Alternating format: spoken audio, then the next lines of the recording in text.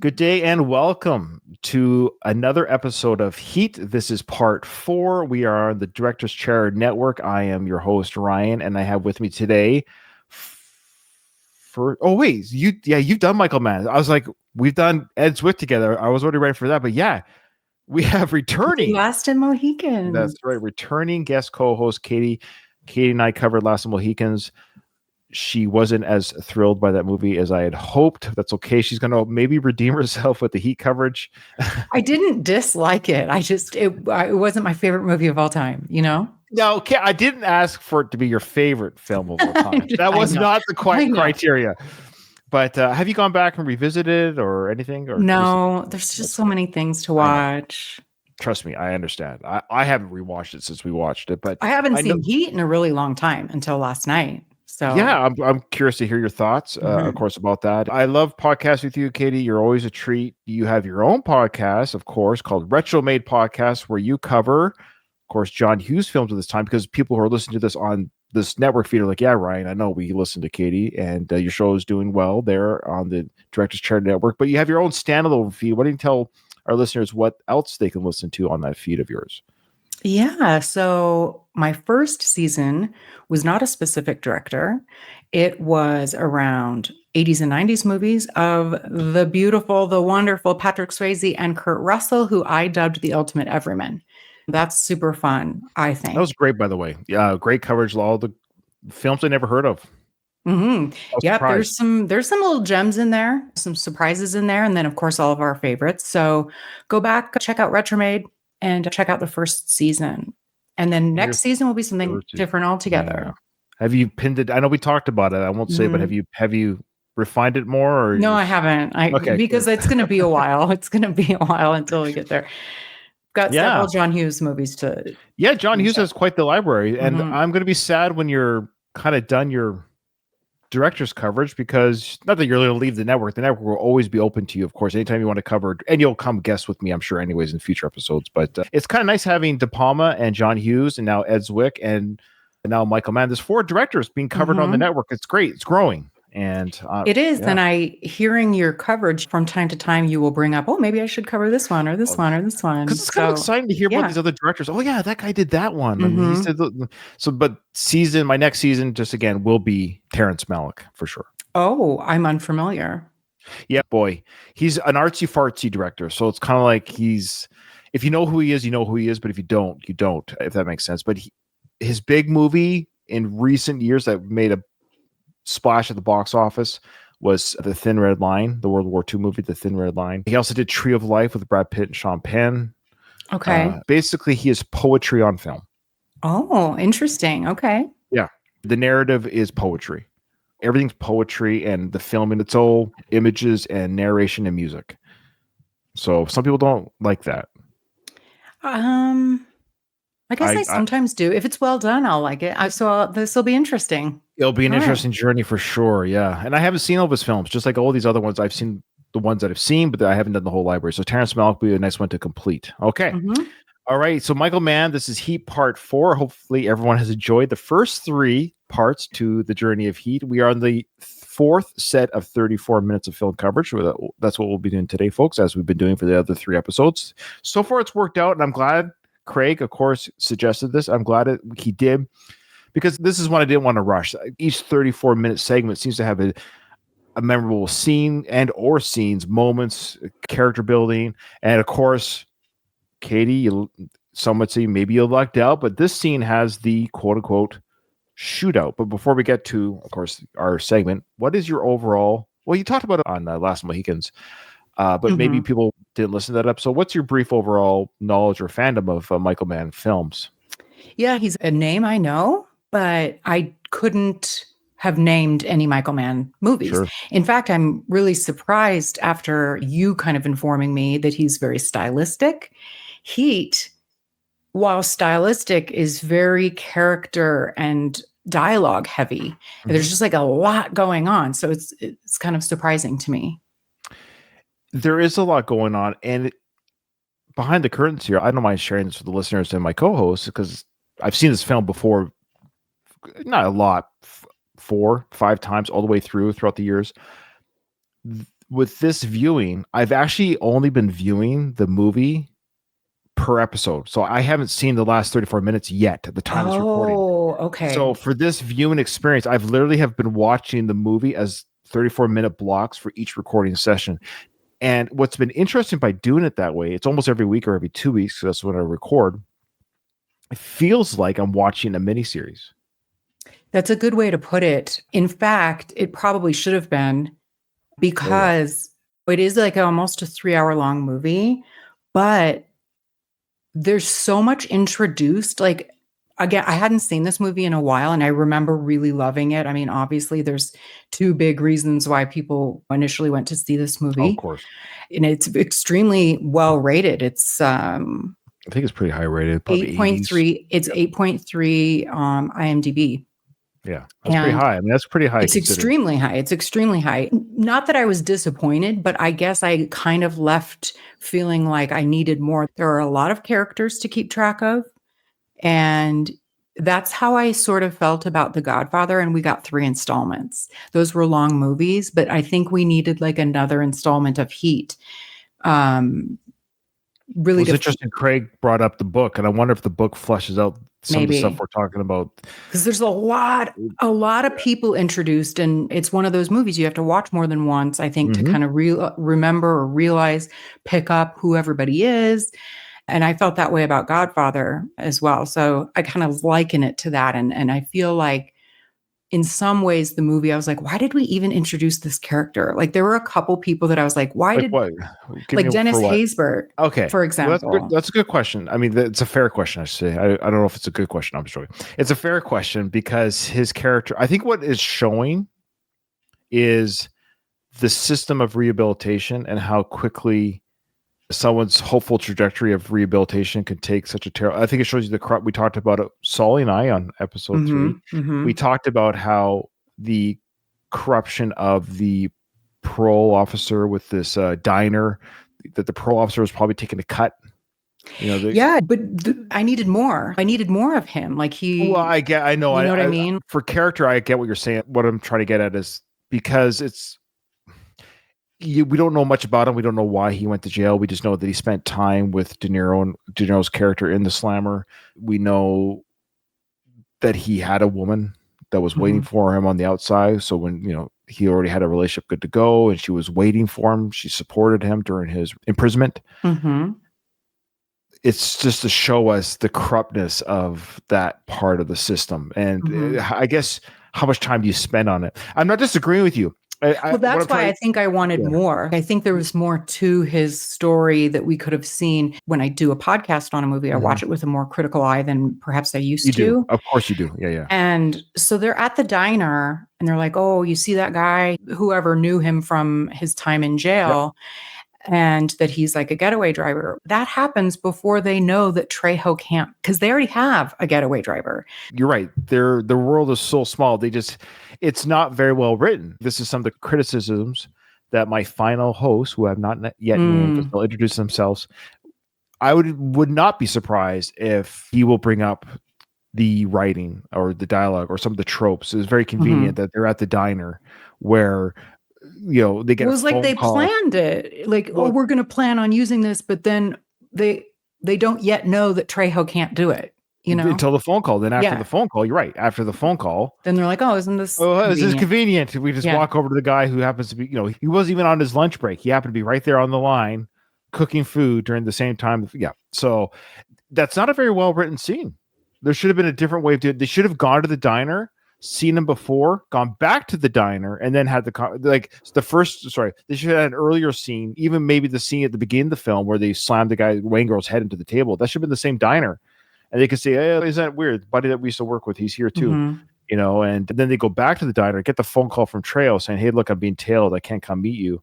And then they go, hey, since we saw you, remember we saw you a couple weeks ago? Well, you want a job? Yeah. So it's just weird that the same day they get the phone call, it's too convenient. But well, I do love that Danny Trejo plays a character named Trejo. Yeah, it threw me off for a second. I think Trejo portrayed us. I'm like, wait, Are you talking about Danny Trejo? Like we can't think of his... I had forgotten a lot about this movie. I'd forgotten a lot of the people who were in it, particularly Danny Trejo. I had forgotten that he was in this at all. But yeah. I'm with you. And that probably tells you how long it's been since I've seen the film. Because when I saw the film for the first time, did I know who Trejo was? I knew who Xander Berkeley is by his face. And he's the guy that was sleeping with Pacino's wife.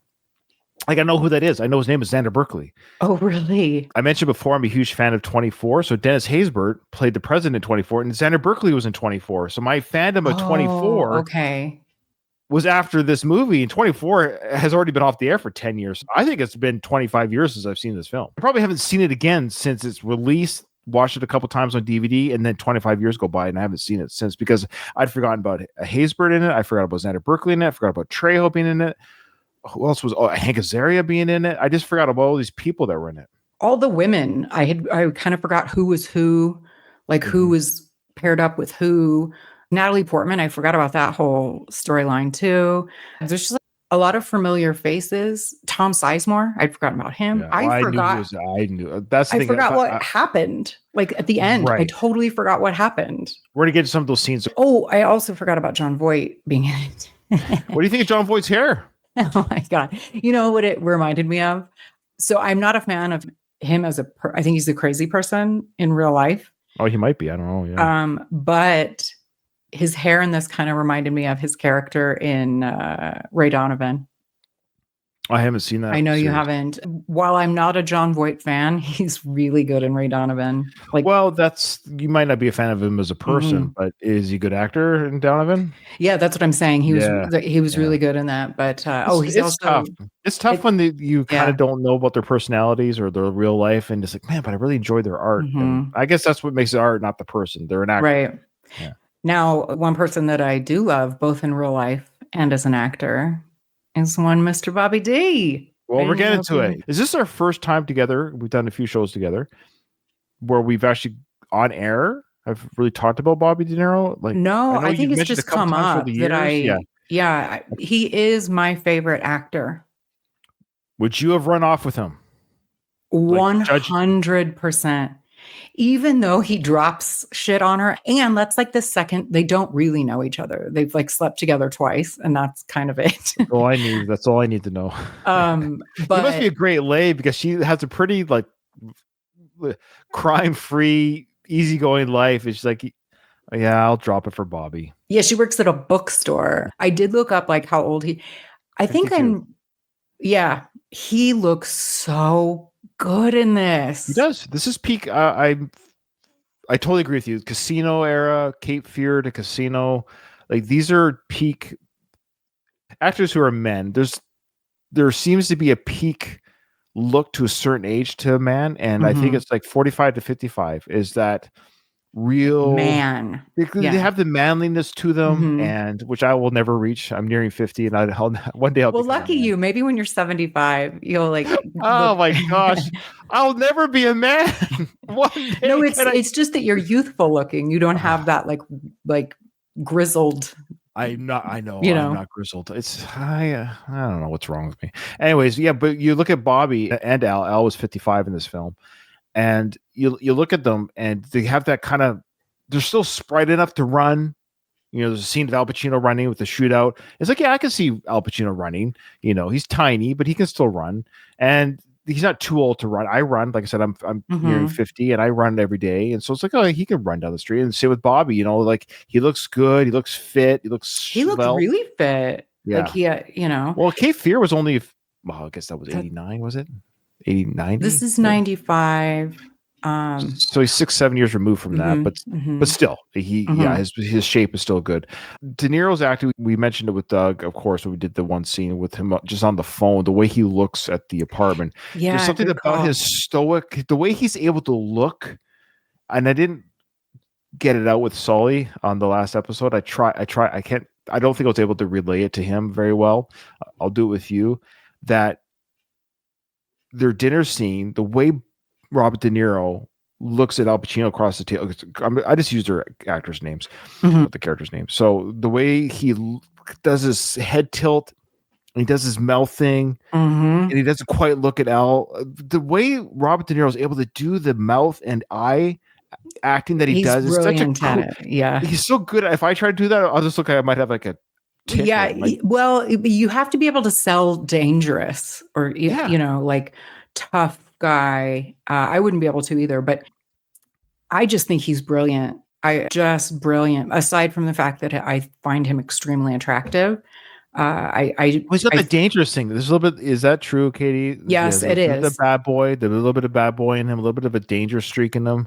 Definitely, and you know he's Italian. Yeah, and you know I have a thing for that darkness. But I know he's acting. I know. Same with Joe Pesci has that too. And I know they're acting. I know they're actors. They're not criminals. But I wonder if there's a part of the actor. I won't say Robert. I'm not trying to disparage anybody here. But I wonder when actors like Robert De Niro and Al Pacino, when they do those tough man scenes of like just when he comes in to talk to Ashley Judd's character in the hotel and slams the hangers, you know, is there a part of him that he's feeling it? Like, you know what I mean by that? Like, I do. And I'm not that way. Like, I've been angry in my life. I get it. But there's certain actors who are able to pull off that kind of energy where I'm like, how deep are you digging? Or are you just kind of naturally, you can go there?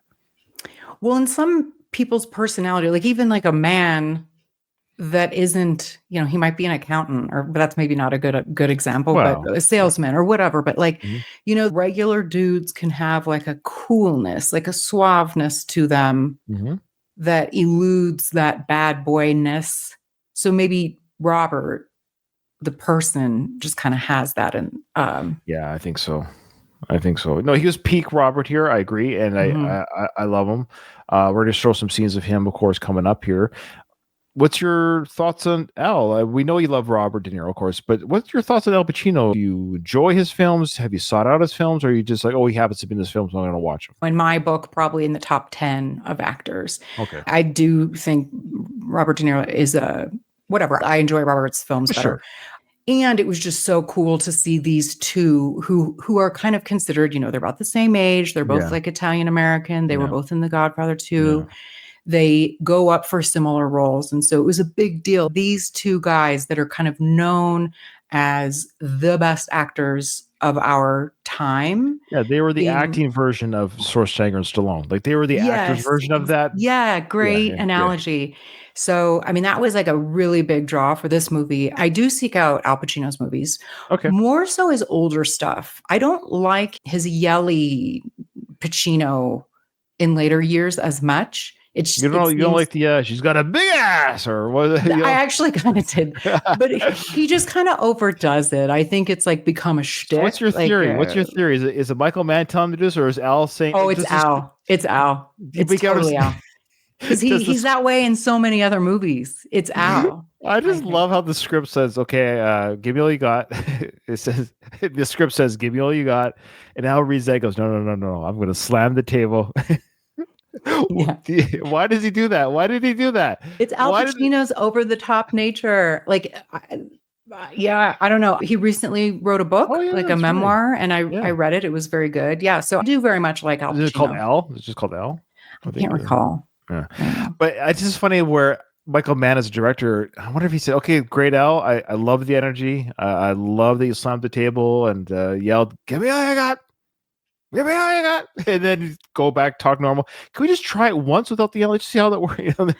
Boy, I would have been really... I'm curious to learn more about Michael Mann now, because I would have felt in over my head directing this movie. He didn't direct them. He didn't direct Al. Yeah, that's what I mean. I think Michael, the more I'm seeing of his films, his thing is, and this is where I can see, again, I'm not going to speak for the host, the final host, but I don't think Michael Mann is concerned about character. And this is his biggest character film, but I don't know if he handled it great. I don't think he's a great dialogue writer. I don't think he's a great, maybe even, but I think he's a great camera performer. And there's shots and angles that are just so cool to look at. I think he makes cool films. Mm-hmm. I think films that are cool to look at. They're aesthetically pleasing. There's some shots that are just, oh, that's cool. I like that shot. I like that, the guy in the front, the guy in the back, or those type of shots. There's a few in our 30 minutes of film. Whereas Ed Zwick, which we covered, I think Ed is very concerned about the relationship part of things. He's very concerned about the emotion of the character. Every character is important. Everyone has a purpose on screen, where I think Michael uses the characters to say, hey, want to see a cool shootout scene? Or do you want to see an over-the-top grieving mother with Al Pacino? I think he just shows you things that look cool. Yeah, yeah. And he tells a cool story with cool characters, and everyone's just cool, and it's just a cool story. I don't know if it's very cohesive. This movie, watching through that critical eye, Katie, I'm not gonna say I haven't enjoyed this film as much, because I got to be careful here, because I do enjoy the film. But my ranking system of the Michael Mann films when I'm done this season will be very interesting where this lands. The coolness factor of this film, and I don't want to give more ammunition to my final host, because I want him to come in with guns blazing. But I can say, without hearing his comments, that it's not as a cohesive film as I thought. And there's a lot of shallowness to the characters, like you were talking about. But every scene and segment's so much fun to watch. So I don't know. I think you have to make your peace with. I love the Al Pacino over the top. It's fun to watch. I love how cool De Niro is in every scene, how he just looks cool, talks cool, the way he is. But I don't understand the way they travel, the relationships, the heist scene, which we can start playing very shortly here. It didn't quite make sense. Like, where are they? What are they shooting at? It was actually like, what's going on? I was actually unclear of what was happening. I very much echo your sentiments. I remembered this movie being awesome. Like, so amazing, and it's not. Okay, I have a theory. It's very good. Before people hang up their phones. Yeah. Sorry. No. It's okay. You're allowed. Boy, Katie comes in and craps all over last. No. I like it a lot. I very much like Heat. I'm just bugging it. What I'm getting at is, I think what Heat has done, because I haven't seen it in 25 years. What Heat did for films is it set up the Christopher Nolans that we have. I think Christopher Nolan borrowed heavily from Michael Mann's aesthetics and realism and things like that, and other films like this. So what we're seeing the first iPhone or the first computer, and so we're like, oh, I thought this was amazing when it came out. I thought these graphics were well, they were. Yeah. When you experienced Heat for the first time, there was nothing like this. It's been improved upon. And that's the problem. So when we go back to the old Commodore 64, when I was a kid, I didn't think anything would beat Pitfall or Frogger, right? Like, that's all I ever needed was Frogger. Why would you need anything more than Frogger or Pitfall? Oh, then the Super Nintendo comes out. Oh, and then PC games. Okay.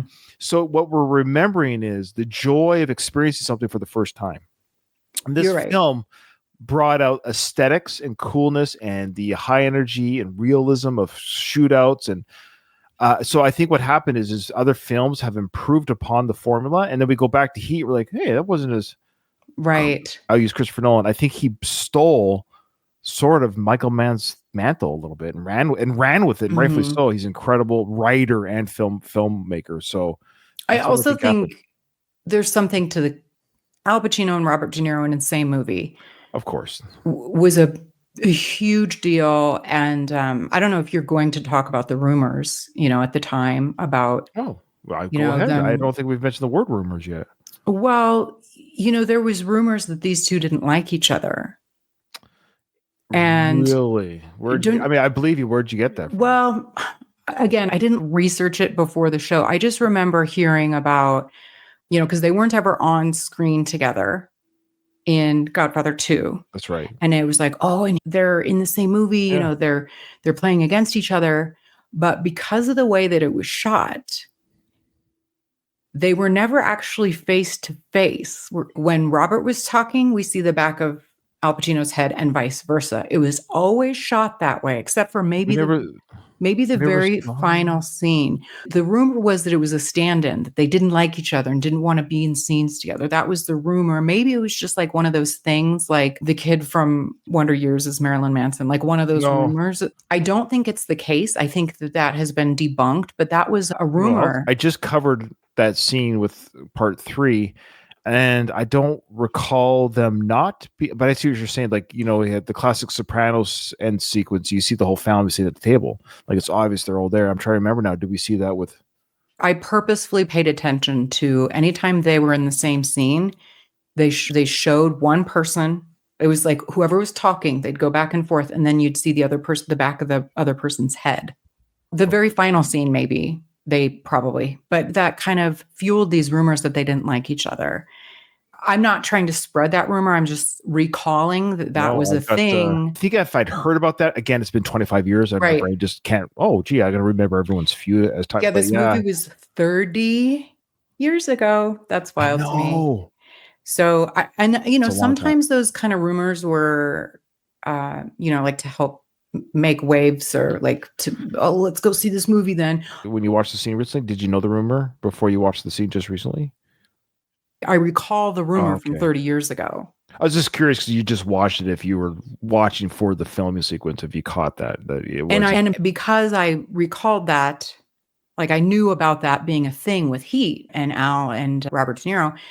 Therefore, I purposefully watched for it. And it is true, except now I can't recall the very final scene, but you don't ever see both their faces. Based on the evidence, it is clear that Robert De Niro and Al Pacino liked each other during the filming of Heat. Their 50-year friendship, marked by shared experiences, mutual support, and public demonstrations of affection, suggests a positive working relationship. The debunked theory of discord, combined with their lighthearted interactions in public forums, reinforces this conclusion. The professional collaboration post-Heat further indicate a sustained, amicable relationship, likely enhancing their performances in Heat through trust and understanding. Key events in De Niro and Pacino's friendship and Heat collaboration, 20th anniversary screening they attended together. I don't believe it to be true, but I remember. Oh, no, I'm not saying this to you, but to our listeners. It's to our listeners, too. I recall it being a rumor, but that it has since been debunked. Christopher Nolan did a Q&A with Michael Mann. I forgot about that. Oh, okay. I might have to watch that as a bonus episode. But the fact that the scenes were shot the way they were fueled the rumor. Mann confirmed that they shared their shots, according to that Q&A in 2016. Yeah. The conspiracy theorists out there probably were like, oh, see how he shot this? They'd be like, the camera's on Al and we just see a person's head. I'm sure it was actually those two. I have a theory, and again, this is to the listener, not to you, that they're so good at acting that when they're on set, it probably came across like they didn't like each other because of the tension of the scene.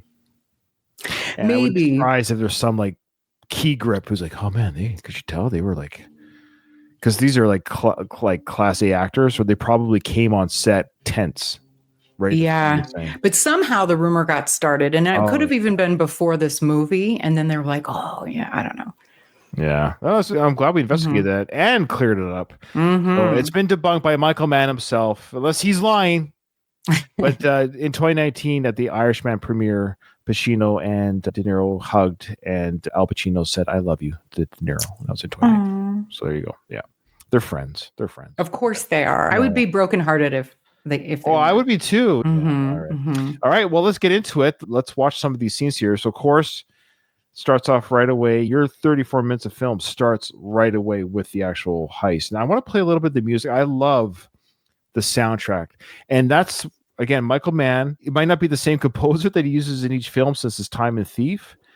But that motive, whatever it is that he likes, he continues using throughout his film. So whoever's composing his films, like, that's great. Whatever you did before, I want you to make it sound like this. Now, Last Mohicans was an exception, but I forgot to mention when we did the recording together. There was times during that film where like, oh, I hear it. It was done in the classic way, of course, like the more like the lush score, but there were still moments of that Michael Mannism soundscapes. Okay. Yeah, very subtle, of course, because it's a very not generic, but not standard, but what you would expect from a epic type film soundtrack. But it's beautiful soundtrack, in my opinion, one of the most beautiful soundtracks ever. However, we're back to it again with Heat, and just listen to the score here as Robert De Niro's character enters the bank and everyone's getting ready in position. Just builds the tension so well.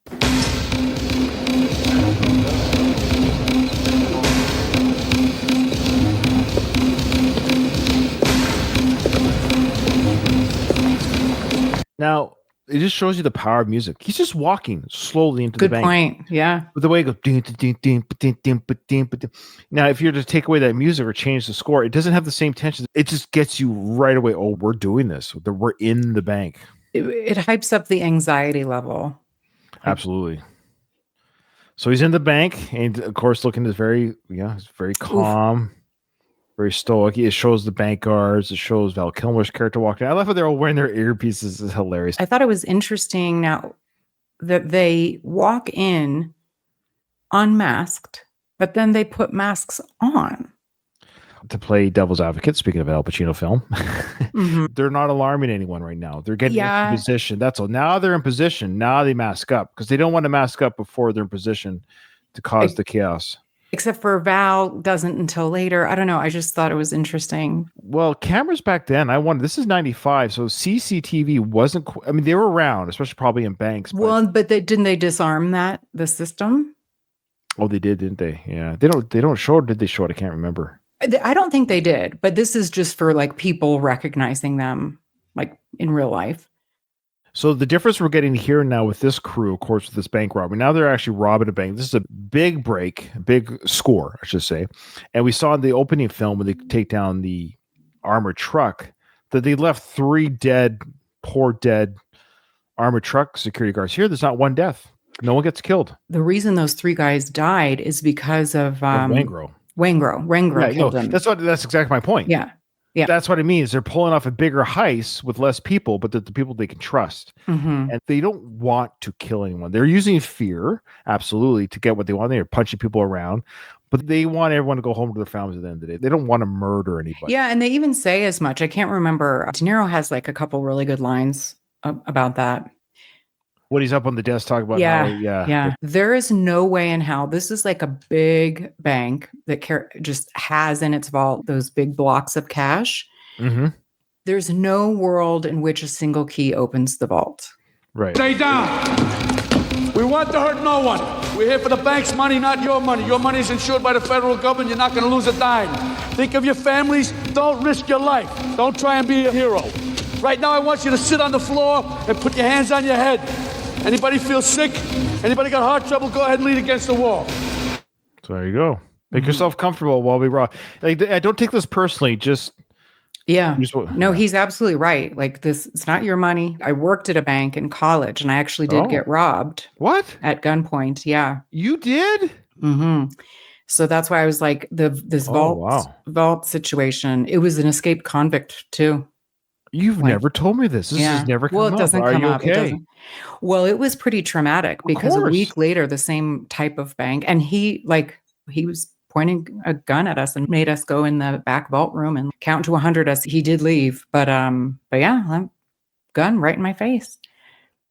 I was like, take my money. A week later, a different branch of the same brand of bank got robbed a week later, and 5 people were killed. So it was from the same guy? No, different. It was just like a happenstance. Gosh, so it was kind of traumatic, but and this was just like a small community bank. It wasn't like a big bank like this. And so watching this, I'm like, one key is not opening the vault. Like this is happening way too easily. Also, they don't know what the cash should. Oh, actually, what's his face probably did tell him what the cash situation would be, but it's very convenient. It wasn't 12 million or something. Yeah, but like in what format? Like it was already bricked up perfectly for them to quickly put in a bag. They were in and out very quick. Yeah. They just put everything in a duffel bag and off they went. Yeah, yeah. Now we're back to the cop station, and Al Pacino and the gang, they receive a tip. Let's just watch it because they get a tip of the hit. So here we go. Hey, Casal. Yeah. You guys working the case on the Neil McCauley? This CI Hugh Benny called in about a bank they're looking at or something? Vincent! Far East National Bank 1130. Okay, so Hugh Benny, remind me who that was again. Is that Henry Rollins' character? Who said that? Hugh Benny is the character, the confidential informant. It's Henry Rollins' character. Is it? Okay. I missed this the first time watching this yesterday in preparation for today's episode. So Hugh Benny, played by Henry Rollins, you know who that is now in the character. So that's Van Zant's bodyguard. He's calling in this score. How did Wangro know about the day and time? Did they talk about this? Yeah. So there were a few things around this that I was a little confused about. Yeah. I did assume that the informant was Wangro or Wangro related. Because of Wangro. Yeah. They had already been talking about this heist when Wangro was still a part of the crew. Remind me when then? Well, I don't know. Not like the timestamp, but like just like when did this? I could be making that up in my mind because there was a point in time where Val Kilmer is like drunk at De Niro's house. Or at some point they're talking about the bank. And Val's like, I thought we were doing something else first. And he was like, yeah, that too. But now there's this bank. Yeah. I guess I sort of assumed that they have been planning this. Yeah. See, it felt maybe like not. Picked up Wangro at the side of the road almost for that. Remember, he just jumps in Tom Sizemore's truck and Tom Sizemore's character's like, can you just shut up? I don't really know who you are. You're not part of the gang. So how does Wangro know? Oh, that's right. I forgot about that. So how does Wangro know, like, they're going to hit this bank 11:30 today? And the editing here is not very good. They should have shown this scene, right, that we're watching right now before De Niro walked into the bank. Why they didn't do that, I don't know, because they get to the bank very quickly, because the way it's edited, it indicates, like, well, it's 11:30, but what time is it right now? Because the bank robbery is almost done by the time we get into CI. So this is a bad edit. Also, go ahead. Well, we know that Wangro knows because he goes to Van Zandt. That's why they called it in. He's like, oh, I can offer you something. So we assume that as a viewer, but I guess I was sort of confused that the characters in the movie, De Niro doesn't assume that it was Wangro. He assumes that it was Trejo. I don't understand that either. Like you said, the only person that knew about this was Trejo. And well, guess who wasn't there? I mean, which is logical, but also I immediately thought it was Wangro and not Trejo. Wait, it's coming to me. It's coming to me. Just wait. People are yelling at us because the heat nerds are yelling at us. Yeah, there's heat nerds. And De Niro's character, we're jumping ahead here, goes to Trejo and says, why'd you do it? He goes, well, they had my woman. They're going to kill my woman. Yep. So it was Rollins' character that beat it out of him. So that it wasn't Wangro. Wangro didn't know when it was going to go down. But he knew something was going to happen. Like, yeah, it's like, hey, what's the next big score? And like Trail's like, I don't know, but fine, beats it. We're going to kill your woman. Goes, fine, they're going to hit the bank. Then Hugh Benny then calls the cops saying, I've got information of their next big score. Yeah, you're right. Because it turns out it was Trejo, but somehow we are led to believe, and we knew that Wangro was involved in some way. Yeah, but Wangro didn't know that. That's what I mean. I answered my own question. He didn't know about this time and place. It was Trejo that knew. You're exactly right. That's what De Niro was saying. The only person that knew was Trejo. And then Trejo did know, and he was the one that betrayed. But even De Niro's character was like, oh, they had his woman. They're beating like, I get it. Like, what are you gonna do? Save the crew over your woman? Like, I get it. Like, yeah. The other thing, you're gonna laugh at me. Two things about this scene. One, Wes Studi. Yeah. Last of Mohicans. He's returning for you. I immediately noted him. The other thing is that I knew Ted Levine was in this. I watched the movie all the way through the credits last night. And you didn't know where he was in the whole movie? I confused two characters.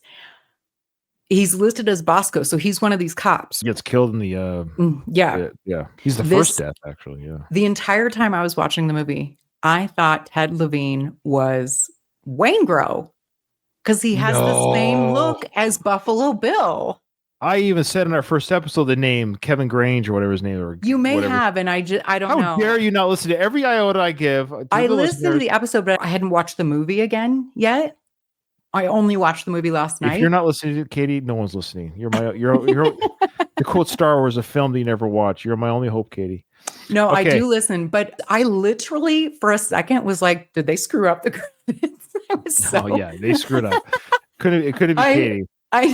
I know, but I was like, oh my God, because it's like literally the same character as Buffalo Bill. I totally thought Ted Levine was Wangro. So a little bit of a bad edit. I didn't realize it to watch this now. Actually, no, I did think of that. No, that's not true. When I watched this yesterday, this segment, I thought to myself, boy, they better hurry because they're telling the cops, you better get there. It's 11:30. Well, like, when's this call coming in? Noon? They've already been doing this for 10 minutes at least inside the bank, 7 to 8 minutes at least. By the time Niro walks in, they walk out the money. 5 minutes. So already they're already too late. Well, he even says that. Oh shit, they're coming out already, or something like that, right? But yeah, that's what I mean. So but they must be very close, like downtown traffic and everything. So when did they get the CI? Like, 11:20, 11:15. That's why it should have happened, because they haven't been there for 15 minutes. So this is what I'm getting at. The timing is wrong. Because they're literally walking out the door after 5 minutes. So you're telling me the cops went from their office to this location in a matter of 5 minutes? Yes, that's what we're led to believe. That's what we're led to believe. It's impossible. Unless the cop station is literally a block away. Around the corner. Yeah. This is what I mean. Michael Mann sets up cool shots, but he's not concerned about continuity or how did we get here or why are the characters doing this. I don't know if he's...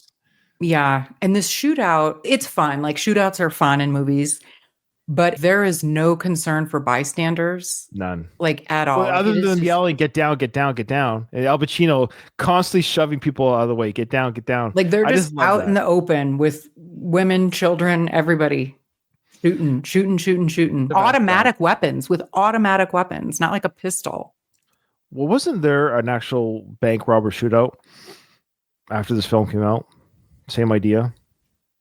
Well, that's what happened at my bank branch too. Like no, but I meant with the cops and the good and bad guys. Like an actual, maybe. But there's a lot of people around here. I agree. There's a lot of people around, and their safety is not really like. I would be like, let's let the money go. In fact, Tom Sizemore's character, and I thought, oh, that's smart. He picks up a child, thinking the cops are not going to shoot me. I'm holding a child. And Al Pacino does. And I'm like, there is no way, because even if you trusted your marksmanship to shoot his head, he's holding a child. Would that happen ever? No. There's no way with that kind of weapon to do that kind of precision shot. Maybe a sniper on a roof, maybe. But Tom's moving around, the kid's moving around. You talk him off the ledge because the person holding the baby or the child doesn't shoot the child right away because they're like, well, that's my only... If I shoot the kid, then I'm dead anyways. The bad guys, quote unquote, had the cops been 30 seconds later driving, had they hit a red light or I don't know, someone forgot their... I don't know. They would have Again, it's a movie trope. I understand that, but they're just about to get away. And the cops are spotted. See Al's character, get down, move it. I love how they're yelling, get down, before they're even like... There's that music. So the guy that we just saw that's blonde haired and balding, but it's short hair, that's Ted Levine. Yeah. Wild. Okay. That's Buffalo Bill. What I love is the cops, they got out way early, which is interesting. I don't know why they didn't just box the car in. Good point. Because all but Chris, which by the way, it's really hard. There are two characters in this movie that I think they should have renamed because they don't go with the actor. There is no world that Val Kilmer is named Chris. Oh, it doesn't go. Everybody's in the car except him. Also, Neil. Can I point out Neil? Neil? Yeah. Can you name him something else? Neil does not go. This is what I mean about this, is that the cops dump their cars a block away because they're walking quickly towards them and exiting. What was their game plan? Good question. I'm not law enforcement. I wish Doug was here for this because they're just walking the street right now. They're armed, yes, but they're walking the street to do what? You're under arrest. Freeze. Wouldn't it have been better just to follow the car? Yes. Get a helicopter on top of it? But that wouldn't have allowed for this epic shootout in the middle of downtown LA. I understand. This is what I mean. Yeah. So yes, it's a cool shootout, but I'm talking now objectively and critically of the story writing. Because as much as Michael Mann wanted to keep things real, this doesn't make sense. I don't think this is real cop procedures. Agreed. And the cops are already yelling, get down, move it. It's like, are you alerting? Because who's yelling, get down? They're not coming very stealth, but they're at the same time, they're kind of moving quickly, but they're pushing civilians out of the way in the process. Are you coming in hot or cold? Why are you alerting the public to your presence carrying weapons? They're going to start, well, hey, whoa. And it's their fault that they should have let them get in the car and start driving away, get them out of the city limits, tail them for a little bit, put a helicopter on top of the car and just trail them, get SWAT out. They're in one vehicle, get a helicopter on top of that vehicle and trail it. That's it. That makes for a less exciting movie, I think. I guess. Maybe. Is that what it is? I think so. I'm such a wet blanket.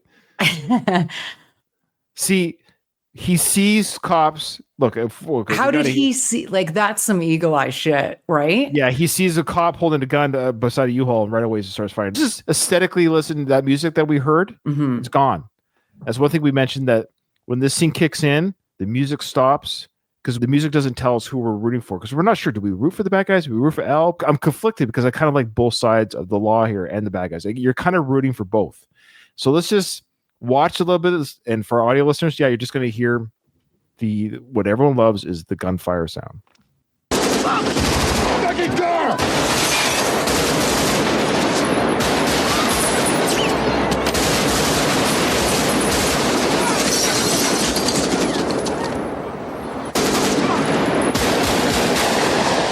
There's Al's gun. I don't know what Al's gun is, but it seems like it's like a higher level of gun. Like, it seems to be.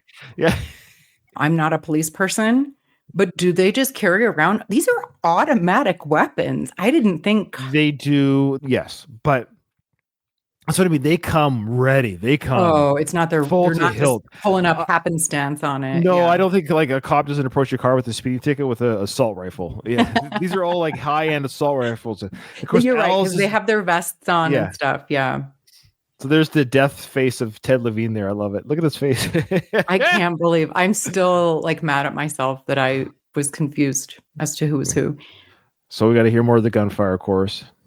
Go, go, go, go!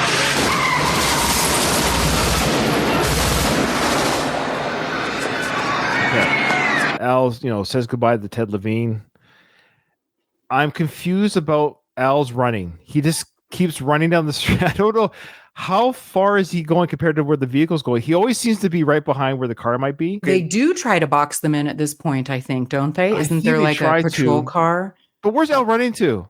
I don't know. It is kind of funny because I'm watching subjectively, like Al's running to the car. So the car gets shot down. To the cops' credit, they get the car done. They kill President Haysbert from 24. He gets killed. But let's listen to again this gunfire and car crash because it's kind of cool, and then we'll talk.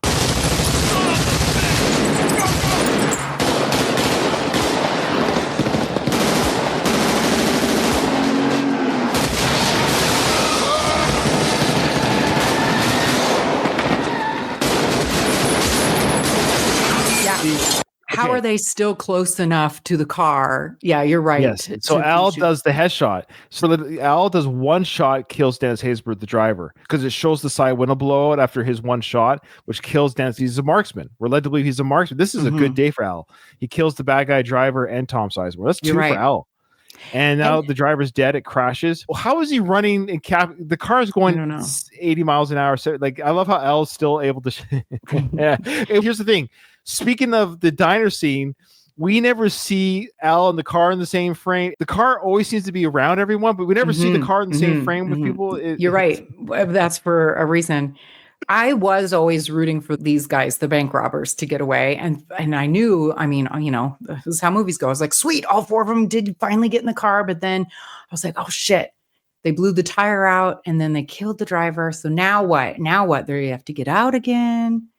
So they are boxed in. The cops here were already there boxing it in. They didn't have to start the firefight early. They should have stayed in their vehicles and followed the car to the boxing in. Because these cop cars are already here. So either they're here because the firefight started or they're here to prevent getaway. Either way, they could have been informed and been there to help box all this in a safe area. But they started firing before they got here. There was no reason for the firefight to take place. They should have stayed in their vehicles, not alerted them. They make them think they're getting away. They drive away slowly because they don't want to attract attention. That's the whole point. They're going to drive slowly away. Cops follow them in an unmarked vehicle and they trap them later. It's not that hard. You're right. Except I feel like what happened here was I don't think those cars were in place the whole time. But they're there now. This firefight's only taken place for a minute and a half and they're already set up. So did they set up that quickly or were they already there? Either way, in the movie world that we're in, they could have been there that quickly without the firefight. And again, Al's running to what? I'm not sure. And there's so many casualties seemingly. Like this is just in the middle of There's downtown. a lot of cop casualties. I don't know if there's any civilian ones. Well, maybe we might not see it, but there would have. They're just like firing away. Like certainly people died. innocent. Well, again, people. the cop count. I think there's about 9 to 10 cops that were killed. Yeah. I hate watching that. I know it's just a movie, but there's that part of me that there's 10 to 11 men, looks like old men, who aren't going home to their wives and kids that day for $12 million. Like, none of this money's worth it. This is just a bank robbery. It's not even that much money. I guess maybe in 95 it was, but like. But even let them go with it. Let them go, and just get them later. Yeah, like this would be to catch like a serial murderer or something. But yeah, you're right. They robbed a bank. Big whoop. I mean, not big whoop, but you can catch them now. later. It's an issue, but this is the problem. Now everyone's firing, so they have to fire back. So Tom Sizemore's character is not able to get away. He is a big dude in this. He's put on a little bit of weight. Is that what you mean? He looks really wide. I think it's alcohol. Honestly. So now this scene is interesting. So Chris, played by Val Kilmer, he's hit. Now, what's interesting here, Katie, is what does Robert De Niro's character do that's wrong in his own mantra? Be ready to leave a situation in 30 seconds. Yeah, he should have left him behind. It just goes to show you, thick as thieves, right? Either way, he quoted that thing twice in the film. It's about he'd come around the corner. It was like 3 times. He doesn't follow his own. He goes back to the woman and he goes back for Val. But ultimately, he does follow it. Maybe because he doesn't think he's like dead. He wants to try and save him. It doesn't matter. You slows him down. You're right. He just grabbed his bag. But they're too heavy. It's too heavy. Like that's a heavy ass bag. But I was just going to say, he's carried the body in the bag though. Selfishly, Val Kilmer had the other bag of money. Al's still running. Now, I just love how Al is able to run. He just keeps running. It's hilarious. Barely pants. You got to give him credit. His cardio's pretty good, eh? There is a scene later on when he's running with something and it looks like he's on the struggle bus, but they just find a car with keys in it. And by the way, him running with a rifle like that's so not tactical. Having it up like this, I could be wrong. Like close to your chest? Well, it's pointed down, one for safety too, but this having it wobbly, because you're having your arm. I don't know if that's better. Like you want to have it in a carry, because if you can just go like this, you want to have a 2-hand carry. Because if it's a 2-hand carry, because he's got to bring it down and put it in his hand and then shoot. To run like this and then like that. You're right. You're probably absolutely right. I took it as there's civilians around, and if it's pointed, point the weapon down. Point the weapon down. The weapon's pointed down. It's going to hit the ground. Okay. Having it up in the air, it's even more. There could be people in buildings and that's true. So yeah, it's just aesthetic. It's part of the movie aesthetic to run with it that way. Some of the cops are running sort of proper with the weapons down. Like Wes Studi's character is running. That's an L. Him running with it that way. Tom Sizemore character is kind of doing the 2-hand carry. So here's Tom who's going to pick up the kid. I think that's smart. It is, but picks up a kid. This aesthetic just looks cool running with a weapon like that. I don't know why, but I wonder what kind of weapon that is. It looks like just a higher caliber of a. I am not a gun person. I don't know. No, I'm not either. But this drove me nuts. This scene, Ryan. Well, he's already got him in his sights. He's got him in his sights. 1 inch over, and you're killing that kid. Yeah. He's got a clear shot of the head there, sure. But if you miss, though, I mean, you have to be pretty confident in your abilities. I could argue some really are. Like, I'm not a good shot. I would not trust me. But some people really are. I actually saw a real life hostage situation where I think it was a South American country. I don't know which one. But the guy was holding a knife or something to a woman's throat against a building, and they took him out. Now, that does make sense if there was immediate danger for this child, but I guess I took it as he's not trying to kill her. Oh, the immediate danger is there's just bolts flying around and he's a target. You can almost argue that's I know what you're saying, like, you're right, but again, it's a movie trope. But he did use her as a shield. She's going to be in danger because how far is he going to take her into the car? Yeah, you're right. It's just kind of right. Yeah. I guess I'd be curious if they teach you that in like the police academy, though. I feel like they would probably teach you not to shoot. I don't know what the negotiation for talk first. Yeah. Yeah. Now, the other thing that was interesting about that sequence, I'd forgotten that it happens with still a quarter of the film left. And it wasn't that long. It wasn't that long of a sequence. My brain was like 10, 12 minutes long. What was it? Probably There was so much of this movie I didn't remember because the last sequence lasts a while. There was a lot that I didn't remember. And to your point again, there's a lot of little stories threaded together. Jeremy Piven here as the doctor to the veterinary classic. Yeah. Don't take it. Is it a veterinarian? They took. I don't know. I was like, is it a dentist or I don't know. I think it's an animal doctor. But why does he ask for his shirt? Because his is bloody. They swap, right? Yeah, they do. They take his. Well, I don't know if they swap. He just takes the shirt. So Jeremy Piven in the one scene role of just playing the. He just always seems like he's sleazy. I don't know what he has this. Yeah. Well. Yeah. So anyway, they're patching up. Chris is played by Val, patching up his wounds. There's not much else to the scene, other than we get Jeremy Piven, just another bit role. Just I don't know if these actors like, hey, I'll go in that movie. Just give me some screen time on from Tone Loc to Jeremy Piven to Xander Berkeley, just Hank Azaria, a little bit larger role for him. But you got a lot of these actors like, I'll be in this cool movie. Yeah, heck yeah. One other thing about the Wangro and the Van Zandt. I don't think Van Zandt is just a banker. Yeah, what do you think? Well, I feel like they mentioned because just regular bankers don't have like a bodyguard. Okay, right? Like. He doesn't have the Henry Rollins. I think they mentioned something about money laundering. So he's a shady cat and he orders a hit on someone. Just a regular, like a banker wouldn't do that. Oh, I don't know if banker's the right word. I think you said that. I think he's just, you're right. He black market money laundering. Who knows? Yeah. Okay. Yeah. Now let's just listen a little bit to the scene here of De Niro's character going to Trejo, played by Trejo. Just a reminder of how this all went down. Why'd you do it? What happened? They made me. Who? Where's Anna?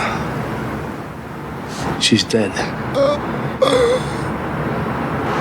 So's Michael Mann, the guy who stood in for you. Who did it?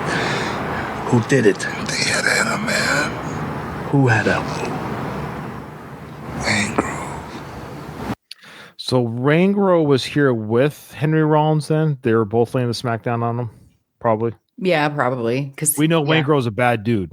And if anyone's going to kill the woman, Wangro's going to kill the woman. Yeah, he already did. He already did, yeah. This is super weird, but I'm curious if there are any other listeners. So I have my one friend group and I, we still laugh at this. We were at a brewery one time just talking about actors, and somehow it came up. All four of us were like, yeah, there is something about Danny Trejo. What? Like that we're all sort of like, you and the bad boys, would you stop it? And we all recognize that it's like super weird, like really weird, but there's something about Danny Trejo. Yeah. That's why I have no luck with the girls. I mean, I'm married, of course, but if it wasn't for my marriage, you have to be like I'm super a baby face. I'm boring. I'm so vanilla. No, that's like one of those really weird, like who's an ugly person that you're somehow weirdly attracted to, and it's Danny Trejo. Who would it be for me? I got to think about that. I got to think about who would I, for the female side of that, who's ugly that I'm attracted. You know, like, yeah. I'm just trying to think.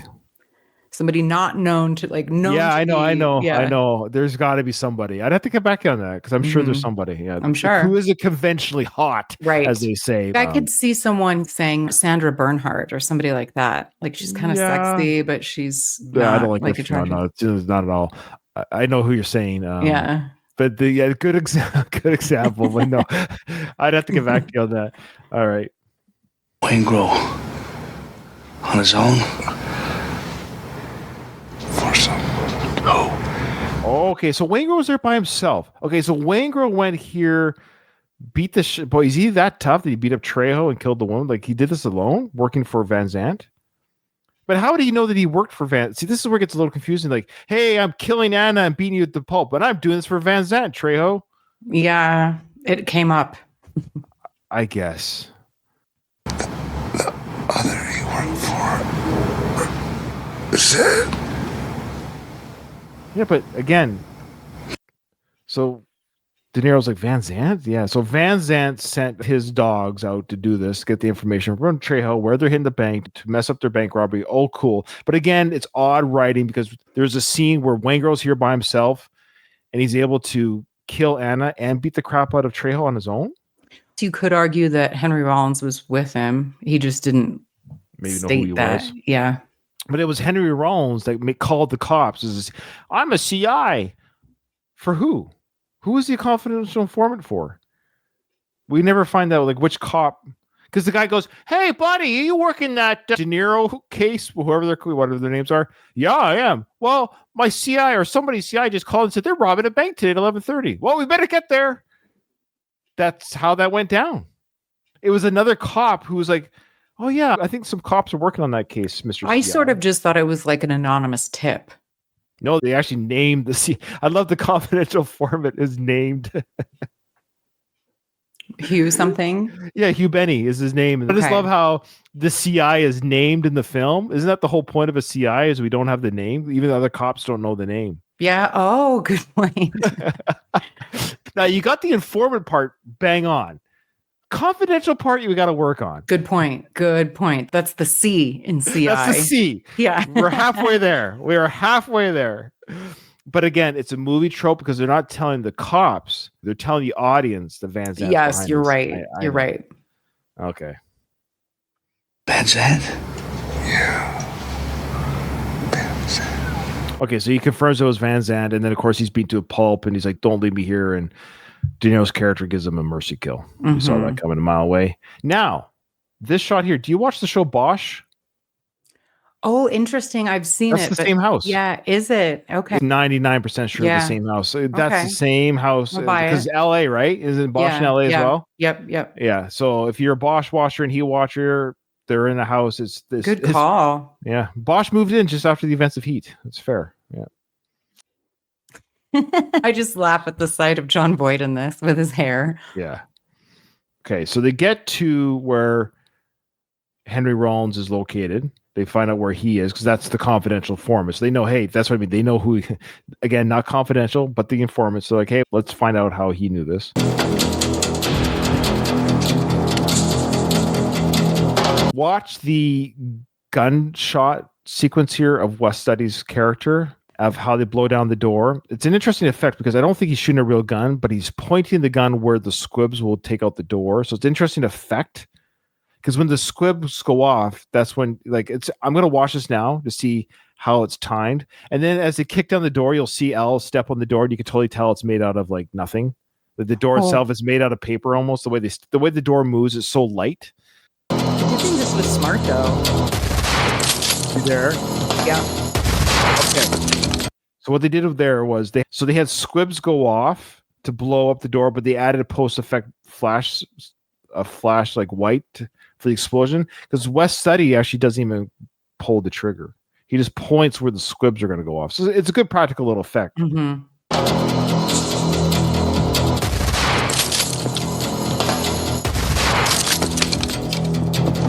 Watch the door. They step on it. You see how it's kind of light. That's a light door. The two of them could have easily just punched the door down. Like just a good kick. But I feel like I don't usually see that when doors are kicked in. I thought that was really smart. And I'm like, well, yeah, you blow off the hinges first. Yeah. No, it's good. I liked it. Don't get me wrong. I liked how they did it. But just the way they stepped on the door, it's like, no, it's a pretty light door. They could probably just easily batter ram that down pretty quickly. And you don't know who's in the house. So using a firearm. He could have a completely innocent person over delivering pizza for all they know. They just blew his head off outside the door. So good point. It's not against the law to deliver pizza to a criminal unbeknownst to you. So the guy says, here's your change, sir. Boom. His head goes flying. He's literally behind the door giving him the pizza to Rollins because he doesn't know he's getting, We have a reenactment here of Wes Study's character fighting the guy on the top of the cliff inside the hotel room. I love how Al Pacino's character, this little Italian guy, beats up Rollins, throws him through a glass. Of course. Giant person.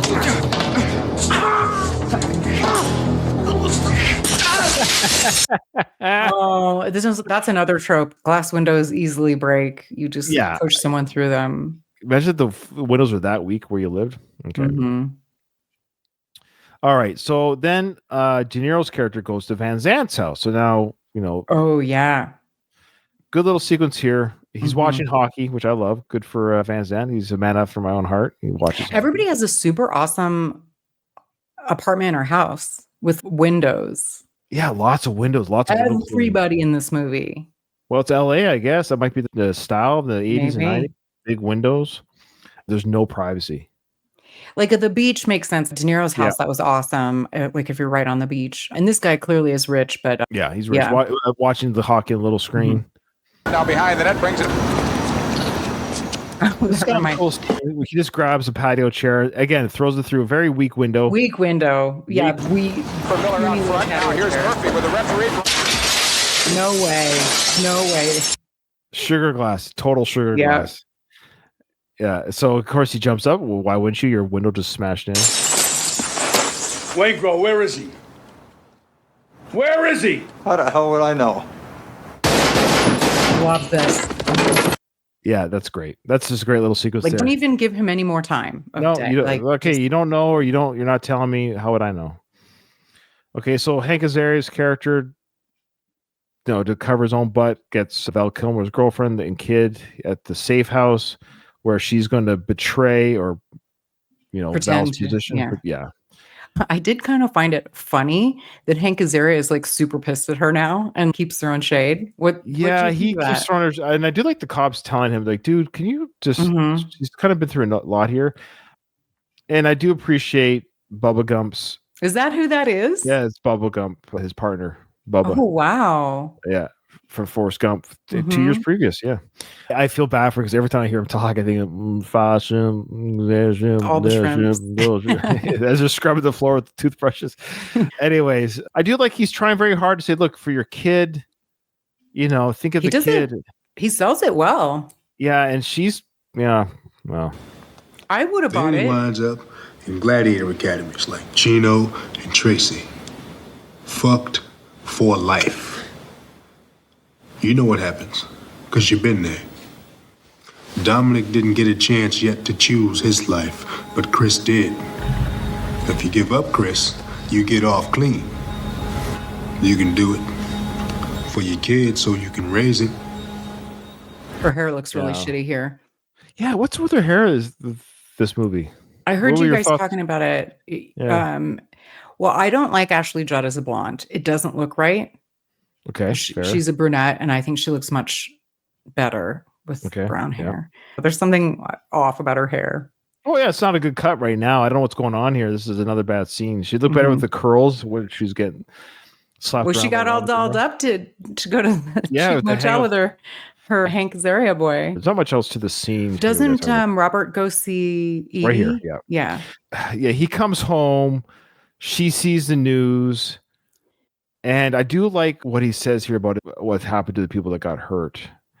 And let's just see the sequence of him coming home from the bank robbery and meeting, his girl before cell phones and texting, like, hey, were you just involved in a bank shootout? So he comes home to talk about it. Speaking of bad hair, she has weird hair in this too. What's with all the girls and their hair? When you have like a lot of hair and it's curly and it's long like that, like it can get big. It's sort of like the Julia Roberts. Yeah. It's better. I hesitated whether I'd even bring this up. Oh, Amy Brenneman as Edie. Also, I don't like the name Edie for her either. The character names in this, for whatever reason, don't seem to go. But Amy Brenneman, there's nothing wrong with her. I think she does a good job, but there's something about her that irritates me a little bit. Like I kind of wish someone else was in this. Yeah, you wish it was you. Yeah, I kind of do. I guess jealous. Maybe that's okay. What it is. You're projecting your own jealousy, which is fine. I get it. The weird Southern accent. Why does she have a Southern accent? I'm not sure. Maybe is that where she's from geographically? Is that her normal? No, like that's not how she talks in other things. Okay. It was for this movie. And why was the show called Judging Amy? Was it called Judging Amy before she was signed on to play the role of Amy? No. Or did they change it because she started it? Is that probably weird? Yeah. It's like Tony Danza is always called Tony. Mm-hmm. Yeah, I guess she's kind of a phenomenon. And she's a good actress, I guess. She's fine. She does fine. I don't know, but yeah. I do like how she we're gonna hear about the robbery and Robert's like, hey, pack your stuff, we're going. I just love how she runs away and he like tackles her in the field. Yeah, rightly so. Freaks. Well, yeah, I'm living with a mafia guy or whatever. He just comes home, explains nothing, just says, pack a bag, we're leaving. And Yeah, he's being as old men should be to their women. It's perfect. And she's like, "Who are you? What is happening here?" Do you regret having coffee with me now? That's what I don't do. I don't sell metal. It would have been okay. You fly out after. Now it's jammed. So we got to go together. Those other people were with you? My friend Mike. You knew the risk. You didn't have to be there. Rains, you get wet. So that's how he deals with his friend's Michael's death. It rains, you get wet. All right. He knew the risk. He didn't have to be there. I know doesn't really feel that way. He's talking that way, but obviously he's not happy that Michael's dead because he saved Val. He even tried to talk Michael out of it earlier. Yeah, you don't need this. Yeah. You don't need to do this. Yeah. Unpack, let's go. Hear that Michael Mann music? Again, the theme is it's good the call. same music as Thief and The Keep. But it's a different composer. Yeah. Oh, you could have used this little for The Keep. That's a different composer. Yeah, he likes the soundscape. And it's going to be interesting because I admit, Katie, going to future films, I don't know if he keeps this up in the 2000s. I don't know. Yeah.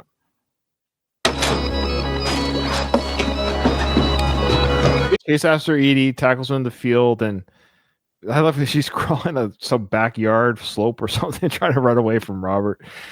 He tackles her, but this is the very Michael Mann shot here. Look, you got the vegetation in the forefront and the characters behind. It's purposely done.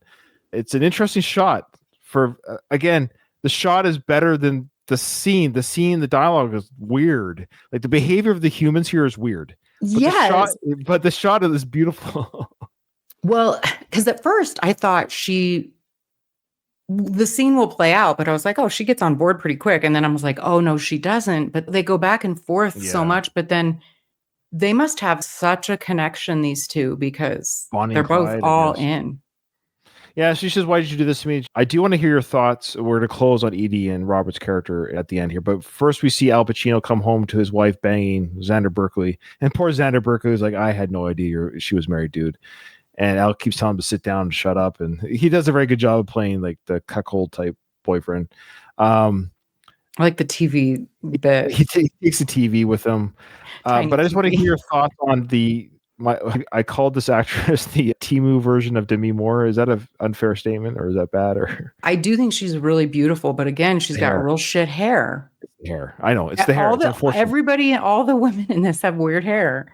It's crazy how much hair, and I hate this. I'm sorry, woman. There's a reason why men get a little bit bent out of shape when a woman says, "I'm going to cut all my hair," because you turn into her, and we get really panicky about that. We get real. Well, you know what? It's a thing. I know sometimes it's like in fashion and out of fashion, but it's not a sexy look. That short bangs.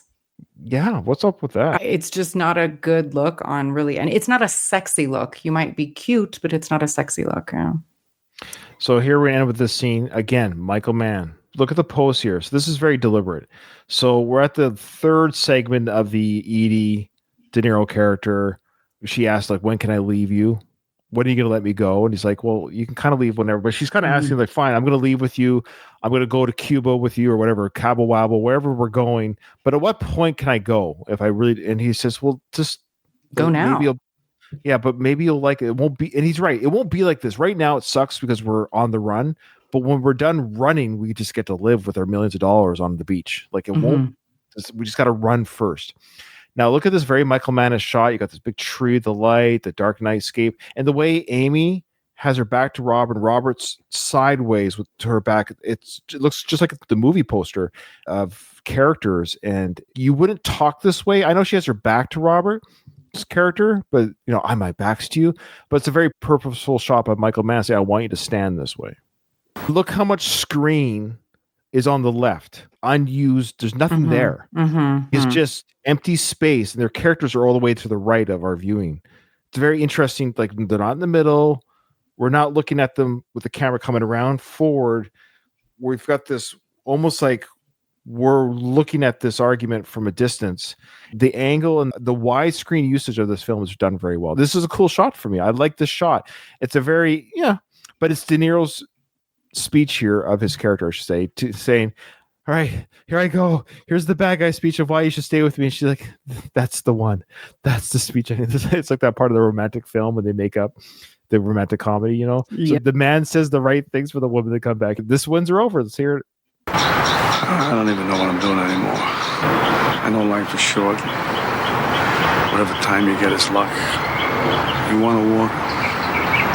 You walk right now. Or on your own. On your own, you choose to come with me. And all I know is there's no point in me going anywhere anymore. I'm just gonna be alone. Without you. That was pretty good. That was pretty good. Also, the waves and the sounds of the beach and whatever in the background. But peaceful. That's huge for him, though. He's been a loner this whole time. But he's breaking his own code again. Yeah, but he will break it. This definitely would get me. But you know what I think it is? I don't buy this. I don't buy them as a couple. Yeah, you're just jealous, but go on. Do you, though? No, that goes back to the very beginning of our episode, and we'll close with this because the next scene is this sequence of Ashley Judd going to betray what we think he's going to show herself at the window. But we'll start the next episode with that with our host. To answer your question here, it goes to your point of this movie has all of the templates for a really great 10-episode season. There's so much character development here. Like we could see more of the home life of Chris and Ashley Judd, or Val Kilmer and Ashley Judd, the dating life of Robert and Edie, Pacino with his wife and the stepdaughter. All this stuff is some great family drama with action beats and chaos. So it could have almost been a multi-season arc, or at the very least a very strong, because we have 3 hours here and they do okay, but give me another 7 with these characters. Exactly. I agree. You can always have every episode focusing on one relationship, another relationship, and then it all comes to a head in the 10th episode of this miniseries of the heist or whatever. So what's happened here is we're seeing all the shell of these characters, or surface, I should say, of these characters. We don't get very deep because we don't have time. Yes. That's not time. Doesn't mean it's not a good story. So not to step on my future host, what he might be criticizing about this film, I might be beating him to it, is we needed more narrative. Either we eliminate some characters or give us more narrative of characters. And to get more narrative of characters, we need a longer format, which is a miniseries. And ironically, Heat, based on his original pilot, LA Takedown, was a pilot for a TV show. So I think was it? Yeah. So he was trying to combine a TV show season into a 3-hour movie. That totally makes sense. That tracks. You're absolutely right. You do hit it on the head, because I didn't like Helen Hunt with Patrick Swayze. I didn't like, I forget her name, the wife in Breakdown with Kurt Russell. Yeah. And I don't like Amy Brenneman with Robert De Niro. I did like Diane Venora as Justine. I bought her and Al Pacino together. But for some reason, I feel like Edie was miscast. Maybe it's just me. Do any listeners feel like there needed to be more passion with them or something? Like there wasn't. Yeah. I think the best relationship fleshed out was the marriage. Al's third marriage. And I feel bad for him a little bit because I think he just chooses poorly. I think he's a good man because he was concerned about the daughter, which is more than anyone else was. You know, like he actually cared about this kid, and it shows that he has a heart, but the job is important to him. And he was kind of like, can we just be, you know, have fun in the hay and I'll take care of your daughter. But when I'm at work, but I'll get home and I'm coming home. He actually said, I never cheated on you. That's what he's saying to her. I'm loyal to you. I'm loyal to my job and you. My job takes me away from you, but don't mistake me being a really good police officer that I don't care about you and the girl when I come home. I felt for both of them, because if I were her, I would want more too. This is his third wife, that he was probably pretty upfront with her. Like, this is the deal. Yeah.